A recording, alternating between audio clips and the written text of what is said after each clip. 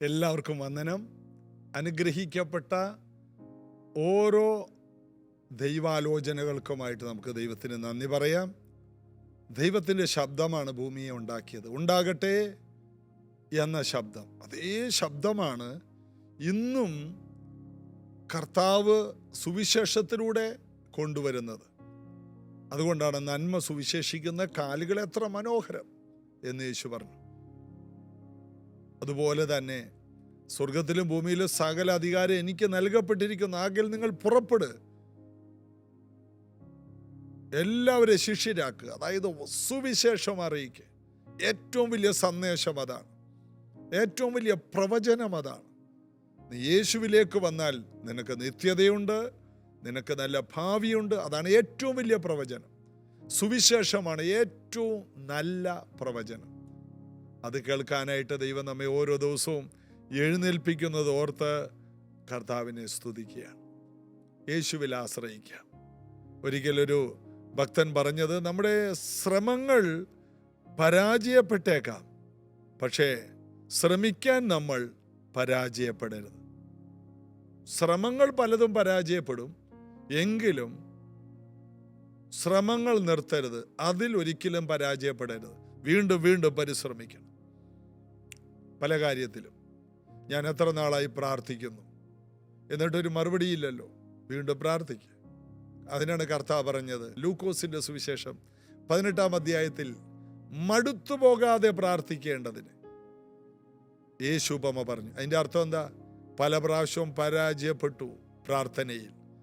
ഉപവസിച്ചു പ്രാർത്ഥിച്ചു, പരാജയപ്പെട്ടു, മറുപടി കണ്ടില്ല. എന്നാൽ ആ കാര്യത്തിൽ മടുക്കരുതെന്ന്. ശ്രമിക്കാൻ പരാജയപ്പെടരുത്.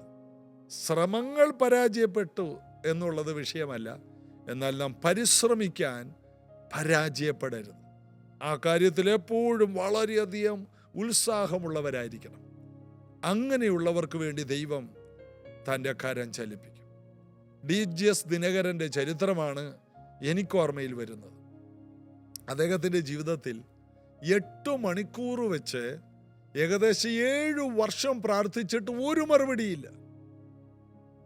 എന്നാൽ അദ്ദേഹം അതിൽ പരാജയപ്പെട്ടില്ല. 7 വർഷം കഴിഞ്ഞപ്പോൾ കർത്താവ് തന്നെ സ്വർഗത്തിലേക്ക് ആത്മാവിൽ കൊണ്ടുപോയി. പിന്നീട് അതൊരു സാധാരണ സംഭവമായി. അദ്ദേഹത്തെ ദൈവം ഇന്ത്യയുടെ ഒരു അപ്പോസ്തലനായി എഴുന്നേൽപ്പിച്ചു. ഇന്ത്യയുടെ ചരിത്രത്തെ മാറ്റിമറിക്കാൻ ദൈവം ഉപയോഗിച്ച മനുഷ്യൻ തമിഴ്നാട്ടിലെ ഒരു കൊച്ചു സ്ഥലത്ത് നിന്ന് വന്ന ഒരാളാണ്, ഒരു സാധാരണ മനുഷ്യൻ. എന്നാൽ പരിശ്രമത്തിൽ താൻ പരാജയപ്പെട്ടില്ല. ദൈവവചനം സത്യമാണെങ്കിൽ ഒരു ദിവസം ഇതിന് മറുപടി ഉണ്ടെന്നുള്ള ഉറപ്പിൽ 8 മണിക്കൂർ എല്ലാ ദിവസവും അദ്ദേഹം പറയുന്നത്, ജോലി കഴിഞ്ഞ് വന്നാൽ നേരെ പ്രാർത്ഥനാ മുറിയിലോട്ട് കയറും. 5 മണിക്ക് 5:30 ജോലി കഴിഞ്ഞ് വീട്ടിൽ വന്നാൽ വേഗം മുഖം കഴുകി പ്രാർത്ഥനാ മുറിയിലോട്ട് പോയി മുഴങ്കാലിലിരിക്കും. നേരെ പോവും. 6:30, 7:30, 8:30, 9:30, 10:30, 11:30, 12:30, 1:30. ഇതിനിടയിൽ അമ്മ 9 മണിക്ക് ഭക്ഷണമെല്ലാം വിളമ്പി വെച്ചിട്ടുണ്ട്. അത് അവിടെ ഇരിക്കും. കഴിക്കാത്തത് കൊണ്ട് പ്രാർത്ഥിക്കുന്നിടത്ത് വന്ന് 2 വഴക്ക് പറഞ്ഞിട്ട് അമ്മ പോയി കിടക്കും. അങ്ങനെ എല്ലാ ദിവസവും വൈകിട്ടത്തെ ഭക്ഷണം കഴിക്കാൻ കഴിയാതെ, കഴിക്കാൻ സമയമില്ലാതെ പ്രാർത്ഥനയിൽ 8 മണിക്കൂർ വെച്ചിരുന്ന മകൻ്റെ അടുക്കലേക്ക് യേശു കർത്താവ് ഇറങ്ങി വന്നു. ഇത് എന്നെ വളരെയധികം ആവേശം കൊള്ളിച്ച ഒരു കാര്യമാണ്. അതായത് നമ്മൾ പ്രാർത്ഥനയിൽ നമ്മൾ പരാജയപ്പെടരുത്. മറുപടി കാണാതെ പലപ്പോഴും പരാജയം കണ്ടു കാണാം. എന്തുകൊണ്ട് പ്രാർത്ഥിച്ചിട്ട് മറുപടിയില്ലെന്ന് പറഞ്ഞ് പലരും നിർത്തിക്കൊണ്ടു പോകും. എന്നാൽ നമ്മൾ നിർത്തരുത്. നിങ്ങൾ എൻ്റെ നാമത്തിൽ എന്ത് ചോദിച്ചാലും തരുമെന്ന് പറഞ്ഞ കർത്താവ് തന്നിരിക്കും. അത് 100-ൽ 100% ഉറപ്പാണ്. ഞാൻ നിങ്ങളെ നിർബന്ധിക്കുന്നു, പരിശ്രമിക്കാൻ നിങ്ങൾ പരാജയപ്പെടരുത്. എല്ലാവരും ഇത് എഴുതി വെക്കണം. പരിശ്രമിക്കാൻ പരാജയപ്പെടരുത്. അനേക പ്രാവശ്യം നിങ്ങൾ പരാജയപ്പെട്ട് കാണും, നിങ്ങളുടെ പരിശ്രമങ്ങളിൽ പരാജയപ്പെട്ട് കാണും. എന്നാൽ പരിശ്രമിക്കുവാൻ, പ്രത്യേകിച്ച് പ്രാർത്ഥനയിൽ, വേദപുസ്തക ധ്യാനത്തിൽ നിങ്ങൾ തോറ്റുപോകില്ല. അതിൽ തോറ്റു കൊടുക്കരുത്. അങ്ങനെ ചെയ്യുമെങ്കിൽ അസാധാരണമായ ദൈവപ്രവർത്തികൾ നിങ്ങൾ കാണാനിടയാണ്. നമുക്ക് ഒരുമിച്ച് ചേർന്ന് നമ്മെ ബലപ്പെടുത്തുന്ന കർത്താവിനെ ചേർന്ന് പാടി ആരാധിക്കാം. तेरे जैसा कोई नहीं, तेरे चरणों में झुके आसमान और महिमा गाए ज़मीन। यीशु मसीह तेरे जैसा है कोई नहीं, तेरे चरणों में झुके आसमान और महिमा गाए ज़मीन। हम गाए होसन्ना,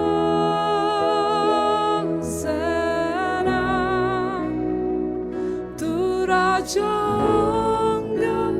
है रे राजा, तेरी महिमा होए सदा। तू है प्रभु हमारा खुदा,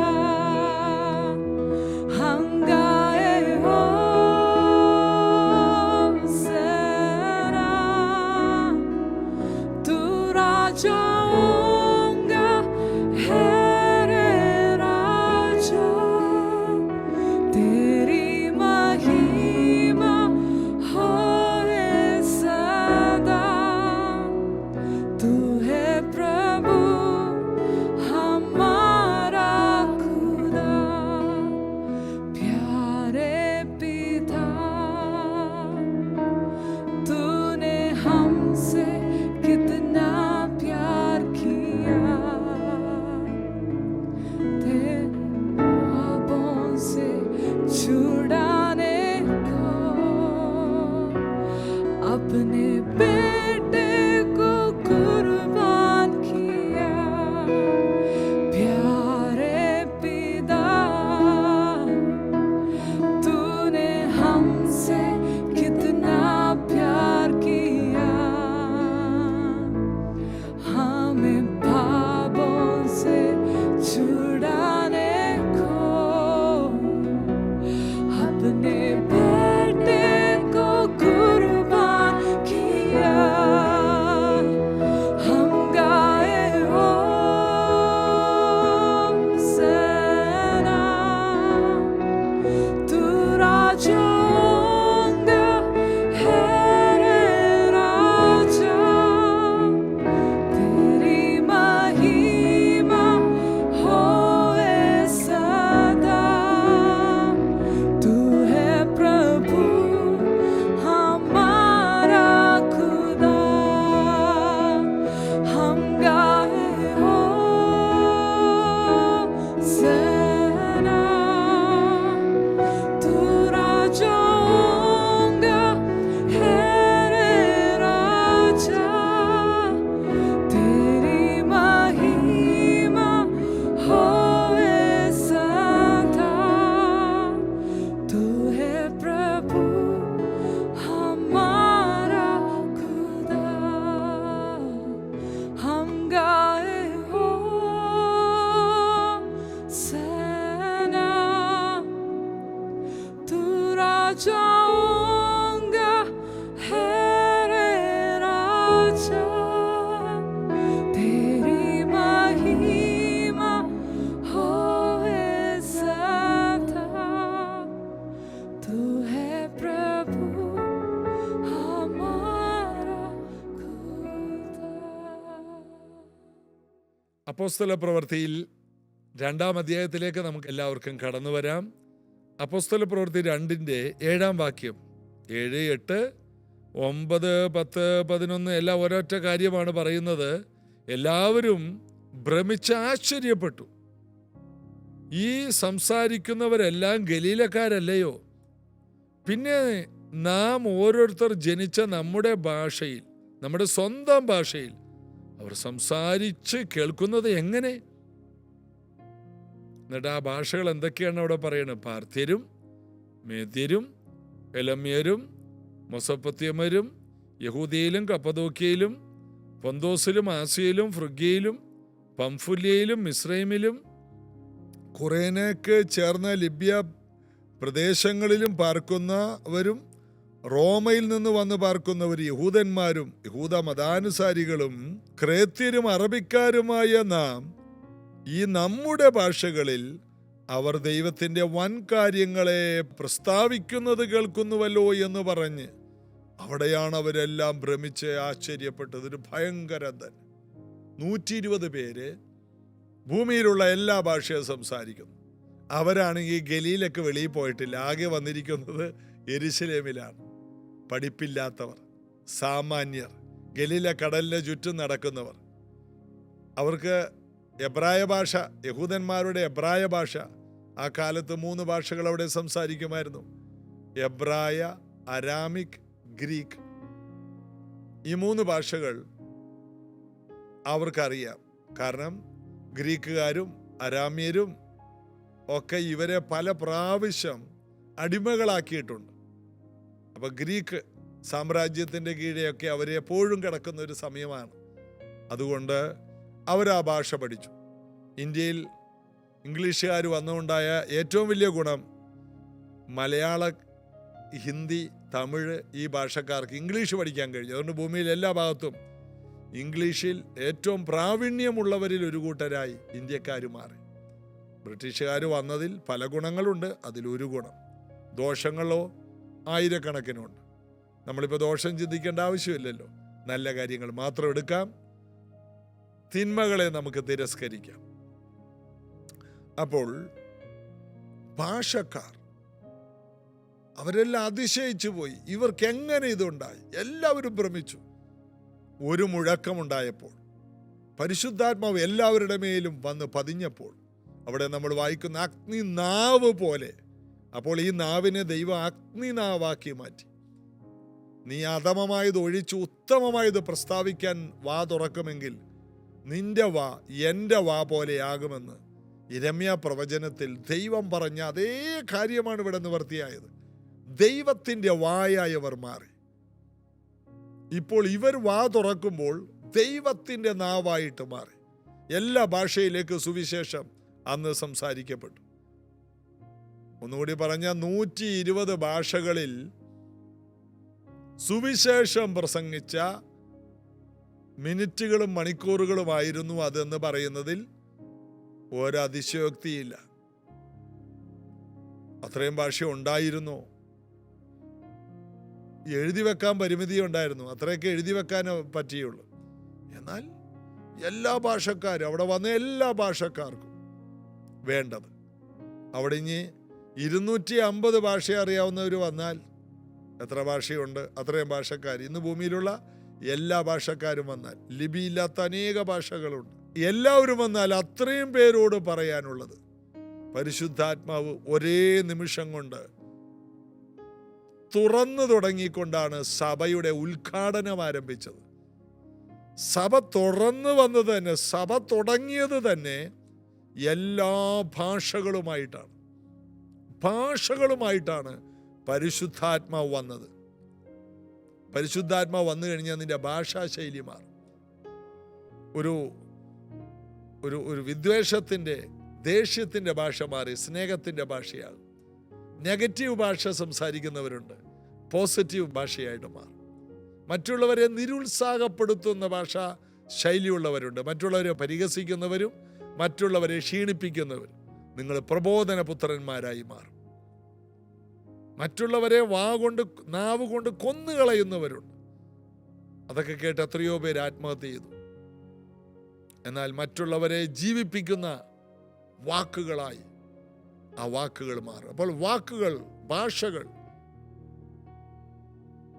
എന്നുള്ളത് മറ്റുള്ളവർക്ക് വളരെയധികം ആവേശവും ഉന്മേഷവും ഉത്സാഹവും സൗഖ്യവും സ്വസ്ഥതയും സമാധാനവും എല്ലാം പ്രദാനം ചെയ്യാൻ ശേഷിയുള്ളതാണ് ഭാഷകൾ.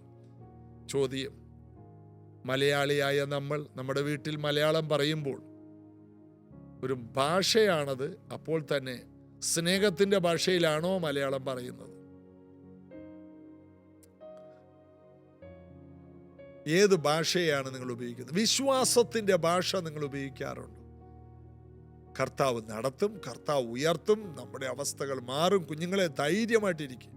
എന്നും നമ്മളിങ്ങനെ കിടക്കില്ല. നമ്മുടെ വാഗ്ദത്തങ്ങളെല്ലാം യേശു നിറവേറ്റും. നമ്മുടെ വീട് ഉയർന്നു വരും.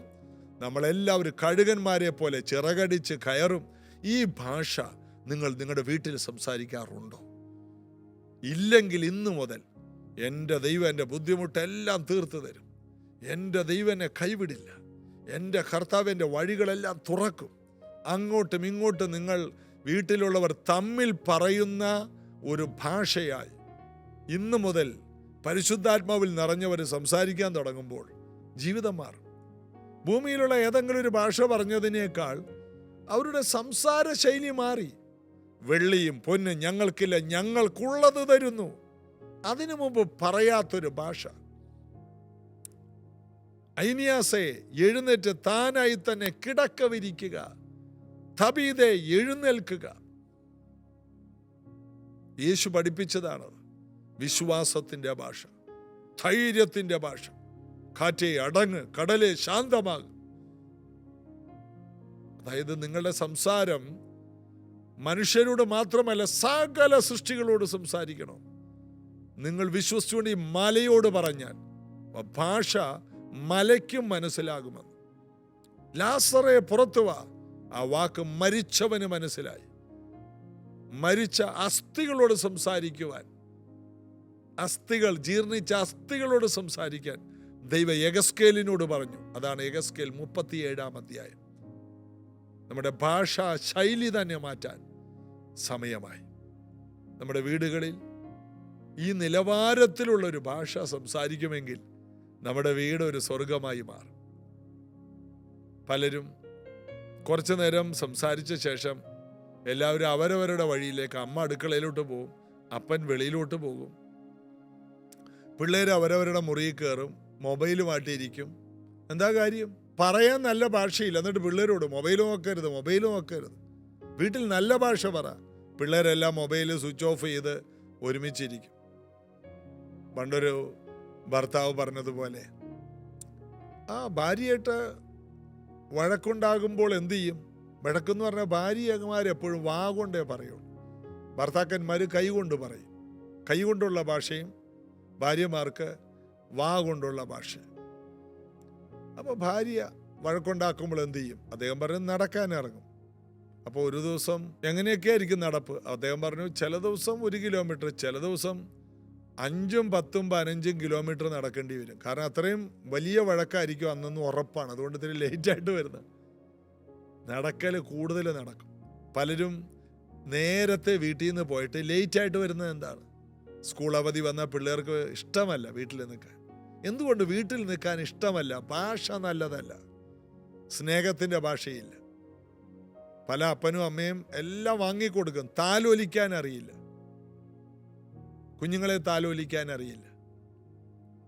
അമ്മമാരെപ്പോഴും ഇങ്ങനെ മാർക്ക് കുറഞ്ഞു പോയി, അത് കുറഞ്ഞു പോയി, ഇത് കുറഞ്ഞു പോയി എന്ന് മാത്രം പറഞ്ഞ് വഴക്കിടുന്നതല്ലാതെ കുഞ്ഞുങ്ങളെ അടുത്ത് വിളിച്ച് ഒന്ന് താലോലിക്കാൻ, താലോലിക്കുക എന്ന വാക്ക് പോലും ഇന്നുള്ള വീടുകൾ ഉപയോഗിക്കാൻ അറിയില്ല. ഞങ്ങളൊക്കെ അത് കണ്ടു വളർന്നവരാ. മാതാപിതാക്കൾ താലോലിക്കുന്നത് കണ്ടു വളർന്നതാണ്. അവർക്ക് ഒത്തിരി തരാനൊന്നുമില്ലായിരുന്നു, എന്നാൽ അവർ താലോലിക്കുമായിരുന്നു.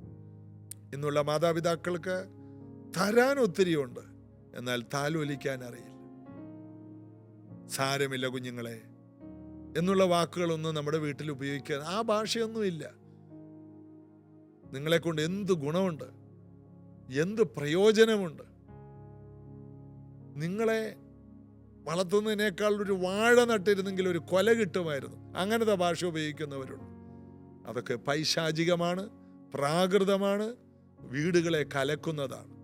നല്ല ഭാഷകൾ സംസാരിക്കുവാൻ പരിശുദ്ധാത്മാവ് കൃപ തരട്ടെ. ഇവരുടെ ഭാഷാശൈലി വിശ്വാസം കൊണ്ട് നിറഞ്ഞതായിരുന്നു, ധൈര്യം കൊണ്ട് നിറഞ്ഞതായിരുന്നു. അറബിയും ഗ്രീക്കൊക്കെ പറഞ്ഞതുകൊണ്ട് മാത്രമല്ല ഇവരാശ്ചര്യപ്പെട്ടത്. അവരുടെ ആ ധൈര്യവും അവരുടെ ആ നിറവും ശബ്ദത്തിലുള്ള വ്യത്യാസവും ആ കരുണയുടെ വാക്കുകളും പ്രബോധനത്തിൻ്റെ ശക്തി എല്ലാം കൂടി ചേർന്നപ്പോൾ എല്ലാവരും ആശ്ചര്യപ്പെട്ടു എന്ന് നമ്മൾ അവിടെ വായിക്കുന്നു. അപ്പോൾ 120 പേർ ദൈവത്തിന്റെ വൻ പ്രവർത്തികളെ കുറിച്ച് പറഞ്ഞു. വൻ കാര്യങ്ങൾ പ്രസ്താവിച്ചു എന്ന് പറഞ്ഞാൽ ദൈവത്തിന്റെ വൻ പ്രവർത്തി എന്താണ്? ഇത്ര വലിയ രക്ഷ. എല്ലാ ഭാഷയിലൂടെ സുവിശേഷം പറഞ്ഞു. യേശു ക്രൂശിൽ മരിച്ച് അടക്കപ്പെട്ടു ഉയർത്തെഴുന്നേറ്റ് നിങ്ങൾക്ക് വേണ്ടി ജീവിക്കുന്നു. യേശു ക്രിസ്തു ഉയർത്തെഴുന്നേറ്റ് ജീവിക്കുന്നു. അതാണ് ഏറ്റവും വലിയ പ്രവൃത്തി. ഭൂമിയിൽ നടന്നതിൽ വെച്ച് ഏറ്റവും നല്ല പ്രവൃത്തി മാനവജാതിയുടെ പാപത്തിന്റെ പരിഹാരത്തിനായി ദൈവം മനുഷ്യനായി വന്ന് ക്രൂശിൽ മരിച്ചു ഉയർത്തെഴുന്നേറ്റ് ജീവിക്കുന്നു. യേശുവിൽ വിശ്വസിക്കുന്നവർക്ക് നിത്യജീവനുണ്ട്. ഈ ഒരു കാര്യമാണ് ഏറ്റവും വലിയ കാര്യം. ഈ വൻകാര്യമാണ് 120 പേരും അവരുടെ വായിലൂടെ പറഞ്ഞുകൊണ്ടിരിക്കുന്നത്. യേശു ക്രിസ്തുവിലൂടെയുള്ള രക്ഷ, ദൈവത്തിന്റെ വിശാലമായ പദ്ധതി.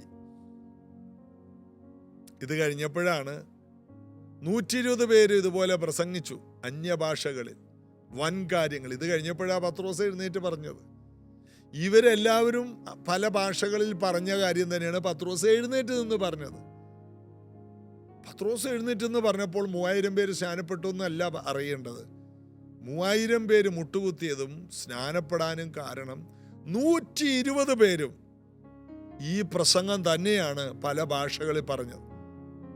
അപ്പോൾ ഓരോ ഭാഷകളിൽ ഓരോരുത്തർ പറഞ്ഞപ്പോൾ 5-10 പേർക്കേ മനസ്സിലായുള്ളൂ. എന്നാൽ 3000 പേരുടെ അകത്തും അതൊരു തീയായി. പിന്നെ പത്രോസ് എഴുന്നേറ്റ് ഒരു 5 മിനിറ്റ് പറഞ്ഞപ്പോഴേക്കും ജനങ്ങൾ മുട്ടുകുത്തി. എന്നാൽ അതിൻ്റെ പുറകിൽ അന്യഭാഷകളിൽ എല്ലാവരും ദൈവത്തിൻ്റെ വലിയ കാര്യങ്ങൾ പ്രസ്താവിച്ചു. അതുകൊണ്ടാണ് നമ്മുടെയൊക്കെ ഭാഷയിൽ അവർ ദൈവത്തിൻ്റെ വൻകാര്യങ്ങൾ പ്രസ്താവിക്കുന്നത് കേൾക്കുന്നുവല്ലോ എന്ന് അവിടെ എഴുതിയിരിക്കുന്നത്. അപ്പോൾ ദൈവം സാധാരണക്കാരെ അസാധാരണ കാര്യങ്ങൾക്കായിട്ട് ഉപയോഗിക്കുന്നു. ഒന്നാമത് നമ്മൾ അതിൽ നിന്ന് പഠിക്കേണ്ടത് ദൈവം സാധാരണക്കാരെ അസാധാരണ കാര്യങ്ങൾക്കായി ഉപയോഗിക്കുന്നു. നിങ്ങളെ അതിനായിട്ട് കർത്താവ് ഉപയോഗിക്കും. 2, സുവിശേഷം ഭാഷയുടെയും സംസ്കാരത്തിൻ്റെയും പരിമിതികളെ പൊളിച്ചു കളയും. സുവിശേഷത്തെ പിടിച്ചു കെട്ടാൻ ആർക്കും കഴിയില്ല. എല്ലാ ഭാഷയുടെയും സംസ്കാരത്തിൻ്റെയും പരിമിതികളെല്ലാം പൊളിക്കും. എല്ലാ സംസ്കാരവും പൊളിഞ്ഞു പോവും, എല്ലാ പരിമിതികളും പൊളിഞ്ഞു പോവും. സുവിശേഷം അവരുടെ വീടുകളെ അനുഗ്രഹമാക്കും. 3, അവരുടെ സന്ദേശം ദൈവത്തിൻ്റെ വലിയ കാര്യങ്ങളായിരുന്നു. ദൈവത്തിൻ്റെ വലിയ കാര്യങ്ങൾ. നമ്മുടെ സന്ദേശം എന്താണ്? യേശുവാണോ? യേശുവല്ലാതെ വേറൊന്നും അറിയാത്തവനായി നിങ്ങളുടെ ഇടയിൽ ഇരിക്കണമെന്ന് ഞാൻ ആഗ്രഹിച്ചു എന്ന് പൗലോസ് പറഞ്ഞ പോലെ നമ്മുടെ സന്ദേശം യേശുവായിരിക്കും. നമ്മുടെ വാർത്തകൾ എമ്പുരാനാകരുത്, തമ്പുരാനായിരിക്കണം. നമ്മുടെ സന്ദേശം അതായിരിക്കണം, കർത്താവായിരിക്കണം. പരിശുദ്ധാത്മാവിൻ്റെ പ്രവർത്തികളെ കുറിച്ച് യേശു പറഞ്ഞു. പരിശുദ്ധാത്മാവ് വന്നു കഴിയുമ്പോൾ ഞാൻ പറഞ്ഞതെല്ലാം നിങ്ങളെ ഓർമ്മിപ്പിക്കും. പരിശുദ്ധാത്മാവ് വന്നത് യേശുവിനെ വെളിപ്പെടുത്താനാണ്, യേശുവിനെ ഉയർത്താനാണ്. നമ്മുടെ നാവിൽ യേശുവിനെ കുറിച്ച് നമ്മുടെ നാവിൽ അധികം നിറച്ചു തരാനാണ്. ആ ഒരു സത്യത്തിലേക്ക് നമുക്ക് കടന്നു വരാം. ദൈവത്തിൻ്റെ വലിയ കാര്യങ്ങൾ പറയുന്ന വാക്കുകളും പരിമിതികൾ, ഭാഷകളുടെ പരിമിതികൾ പൊളിക്കുന്നതുമായ വ്യക്തികളായി നിങ്ങളും ഞാനും തീരട്ടെ എന്ന് പ്രാർത്ഥിക്കാം. യേശു കർത്താവേ, ഇന്നത് കേട്ട എല്ലാവരുടെയും ജീവിത ശൈലി തന്നെ മാറട്ടെ.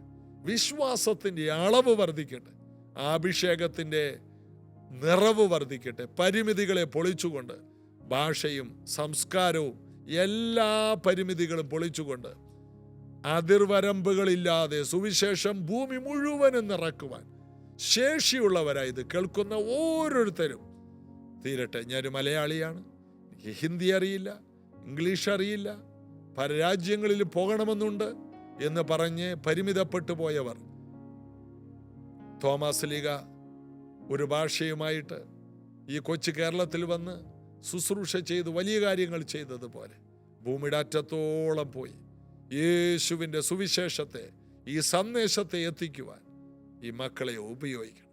കുടുംബമായിട്ട് അവരെ ഉപയോഗിക്കണം. കർത്താവിൻ്റെ വേലയ്ക്കായി ഉപയോഗിക്കണം. ഞാൻ അവരെ അനുഗ്രഹിക്കും.